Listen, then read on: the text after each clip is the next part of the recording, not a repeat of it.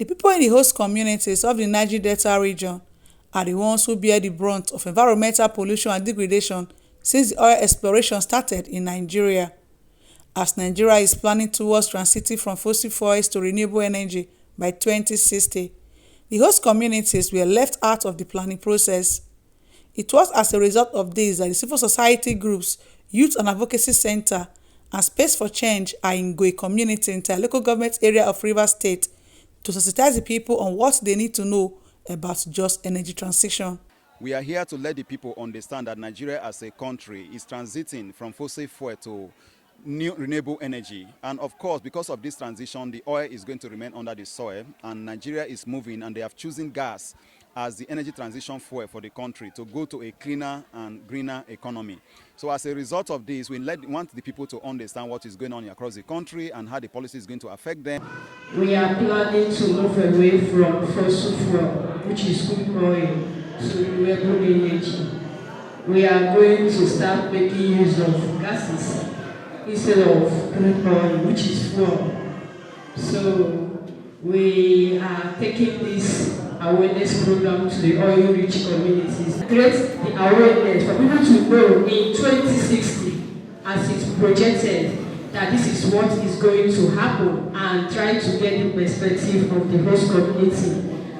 The need for the federal government to carry the host community along in the scheme of things and as well provide alternative means of livelihood was emphasized. And we are also calling on the government to try to include the people in the energy transition process, because we could see that the people are not being carried along and the people are not being involved in what is going on. Even the women that is impacted by oil pollution are not being involved in the scheme of things. So we are here to let the people understand the policy of government and for them to make contribution and to call on government to include them in the energy transition process for the country.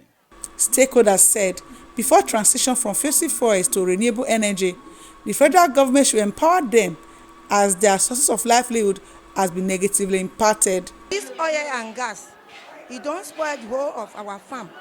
We don't get cassava, our river, when we go, fish, where we they get, we don't get them again. The whole of our land don't spoil finish. So we want government to help our youth, to help our women. Many of them, they know they do anything again because of the oil. Before they will change from this oil to gas, government to come and settle us, because the community, we women, we already suffer. No empowerment, no loan from government to use to farm, to do our farm. Our land now, there's no oil again. When we plant, all our property, all our crops is dying off, it's not yielding. So we want government to come and help us by giving all women loan. These rights activists want the federal government to address environmental injustice, remediation of the environment, among others, before transiting from fossil fuel to greener energy. Egogon Akabwe, AIT News, Port Harcourt.